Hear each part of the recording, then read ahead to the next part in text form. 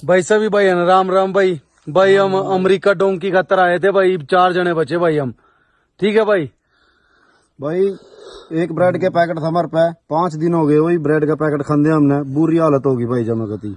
US donkey दुनिया का सबसे खतरनाक जरिया है किसी भी बॉर्डर को पार करने का। इसके बावजूद भी हर दिन इसको हजारों की संख्या में लोग हरियाणा पंजाब से पार करते हैं। आए थे 5 मिनट में, 5-7 मिनट लगे भाई, सही में कही हो इनकी। अरे फिर चाल पड़े हम यार, जान लाए देख लो, जंगल शुरू हो गया है।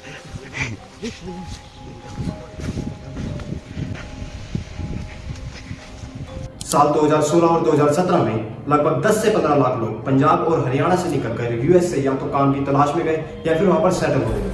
चलिए पहले जानते हैं यूएस से सेटल होने का या फिर वहां पर जाने का लीगल प्रोसेस क्या होता है। सबसे पहले तो हमको आइल्स, एक इंग्लिश का टेस्ट होता है, उसको क्लियर करना पड़ता है, जिसके जो क्लियर करने की संख्या होती है वो होती है 6 बैंड्स। टोटल इसके अंदर 0 से लेकर 9 बैंड तक होते हैं। और आइल्स का एग्जाम पास करना भी कोई आसान बात नहीं है।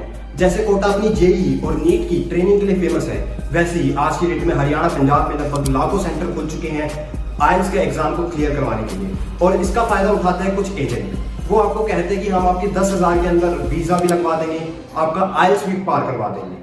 उसके बाद वो आइल्स की थोड़ी बहुत ट्रेनिंग देते हैं और आप आइल्स का एग्जाम को क्लियर नहीं कर पाते और आपका यूएसए का वीजा नहीं लग पाता। फिर भी वो आपको कहते हैं कि हम आपका वीजा लगवा देंगे, सिर्फ आपको 20,000 रुपए देंगे।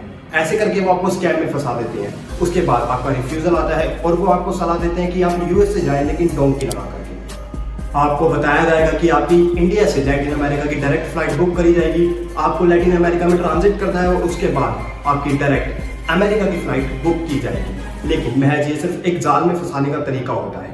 आप लैटिन अमेरिका जाते तो हैं, लेकिन उसके बाद आपको डोंकी लगानी पड़ती है, कोई आपको डायरेक्ट फ्लाइट नहीं मिलती अमेरिका की। आइए इस प्रोसेस को थोड़ा विस्तार से जानते हैं। भाई हम न्यू निकंदे बैर ना जाओ, जिस भाई ने बैर जाना हो 1 नंबर में जाओ, 2 नंबर में जाएगा कोई फायदा नहीं है। तो भाई हम ठीक रहे, दोबारा वीडियो भेजेंगे भाई।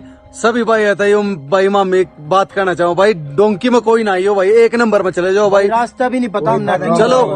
अब डोंकी प्रोसेस की शुरुआत होती है आपके एजेंट के साथ। एजेंट आपको बताता है कि आपको डोंकी लगाने के लिए 20 से 50 लाख रुपए लगेंगे। ये आप पर डिपेंड होता है और आपके एजेंट पे भी वेरी करता है कि आपने कौन सा एजेंट चूज किया है। जिसने ज्यादा डोंकी लगवाई होगी उसकी फीस जाहिर है ज्यादा ही होगी। और इसके अंदर आपको ये भी बताया जाता है, ना तो आपको आइल्स का एग्जाम देना है और ना ही कोई वीजा के लिए अप्लाई करना है। हाँ, ये बात सच भी है, लेकिन डोंकी लगाना कुछ इतना भी आसान नहीं। अब डोंकी प्रोसेस की शुरुआत होती है दिल्ली या फिर चंडीगढ़ एयरपोर्ट से, जहाँ से आपकी फ्लाइट बुक की जाती है लैटिन अमेरिका की। लैटिन अमेरिका में भी 2 देश, ब्राजील या फिर इक्वाडोर। इक्वाडोर पहले आपको काफी इजीली वीजा दे दिया करता था, लेकिन अब इक्वाडोर का वीजा लेना थोड़ा सा मुश्किल है। तो या तो एजेंट ब्राजील को चूज करते हैं, लेकिन ज्यादातर केसों में आज भी इक्वाडोर को ही मान्य माना जाता है। इक्वाडोर के बाद आपको ले जाया जाता है कोलंबिया। इक्वाडोर में भी आपको जंगलों की साइड छोड़ दिया जाता है, जहां पर आपके डोंकर मिलते हैं। डोंकर ये भी एजेंट के थ्रू अपॉइंट किए होते हैं। अलग अलग देश के बॉर्डर को खुदवाने की जिम्मेदारी डोंकर की होती है। नया देश और एक नया डोंकर। इसको अमेरिका में कायोटी कहा जाता है या फिर इंग्लिश में आम भाषा में इसको कायोटी कहा जाता है, लेकिन हमारे देश में इसको डोंकर के नाम से ही पुकारा जाता है और डोंकर का नाम ही फेमस है। भाई ऐसा है, देख पता कि माँ बाप का कल्ले कल्ले बालक हो भाई, 35-40 लाख रुपए दे रखे हमारे माँ बाप ने। हमने 2 महीने हो गए हमारे माँ बाप तक बात भी नहीं करी।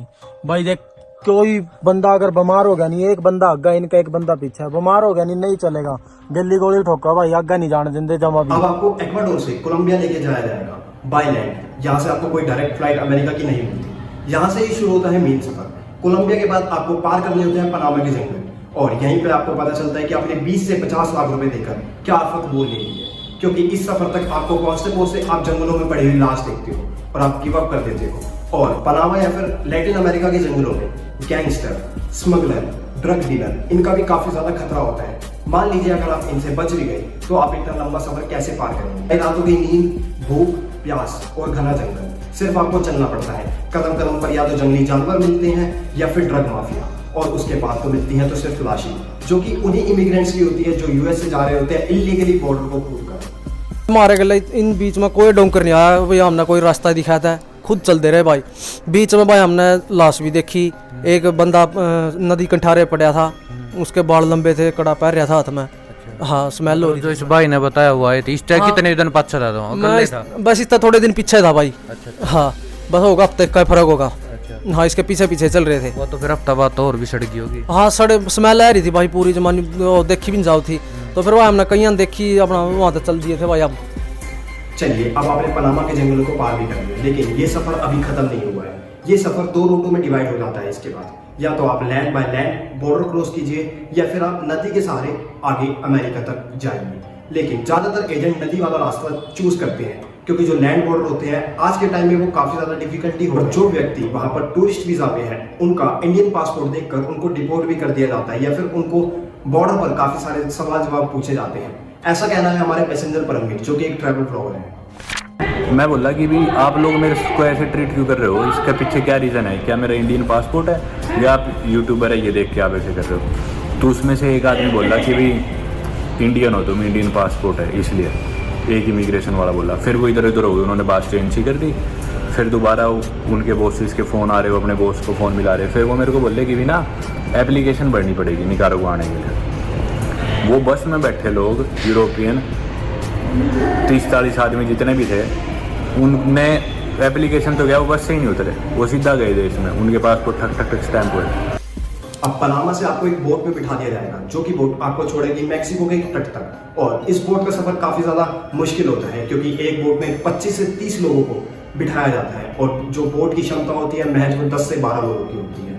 और आपको 2 से 3 रातें उन्हीं समुद्रों में गुजारना होता है, खाली पेट, ना बगैर सोए ना बगैर कुछ खाए।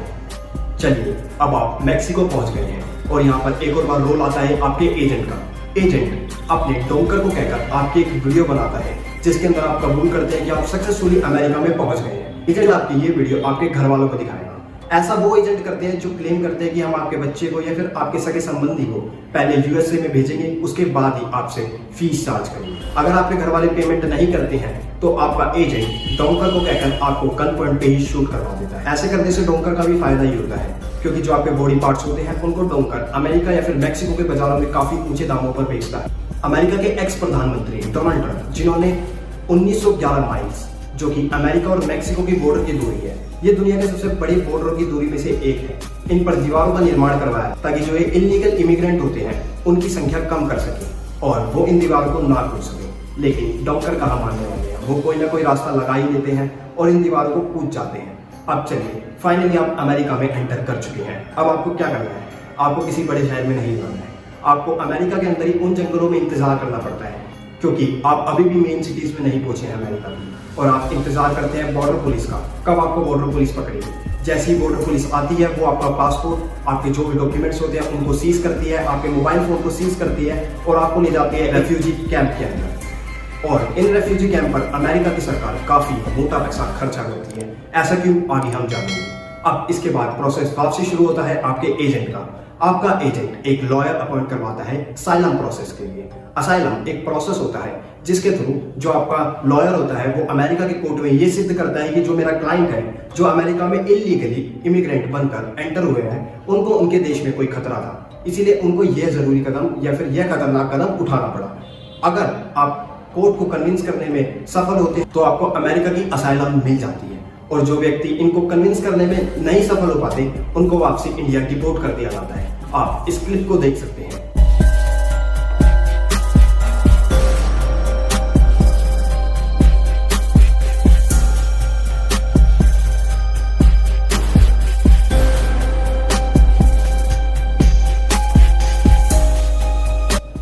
और अब यहाँ पर जाकर ये डोंकी का प्रोसेस खत्म होता है।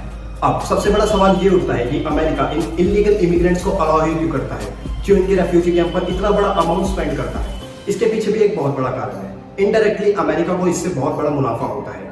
एक न्यू अमेरिका इकोनॉमी रिसर्च के मुताबिक यह माना जाता है यूएसए की इकोनॉमी में ये इलीगल इमिग्रेंट बहुत बड़ा कंट्रीब्यूट करते हैं, जिससे उनकी इकोनॉमी को बहुत बड़ा बूस्ट मिलता है, वो भी इंडस्ट्री, एग्रीकल्चर, हॉस्पिटैलिटी सेक्टर में, जिससे उनकी वर्कफोर्स पूरी होती है, वो भी काफी कम वेजेस पर। और ये अनडॉक्यूमेंट इमिग्रेंट 82.2 बिलियन डॉलर की स्पेंडिंग पावर पे रखते हैं। तो कौन सा देश, ऐसा कौन सा देश चाहेगा जो इन अनडॉक्यूमेंट इलीगल इमिग्रेंट्स को अपने देश में आने नहीं दिया जाएगा, जो कि इतनी बड़ी स्पेंडिंग पावर रखते हैं। तो यही एक सबसे बड़ा कारण है जो अमेरिका इनको अलाउ करता है अनडॉक्यूमेंटेड इमिग्रेशन को अपने देश में आने के लिए। आखिरी में मैं तो बस आपको यही कहना चाहूंगा, कोई भी कदम या फिर कोई भी फैसला लेते हुए 2 बार सोचिए, और इनका लीगल तरीका भी होता है जाने का। उन प्रोसेस पे थोड़ा रुक कीजिए और थोड़ा सब्र कीजिए। अंत में यही आशा है आपको मेरी वीडियो पसंद आई होगी। नमस्कार, मिलते हैं आपके साथ एक और नई वीडियो में। जब तक के लिए आप चैनल को सब्सक्राइब कीजिए और इस वीडियो को लाइक कीजिए।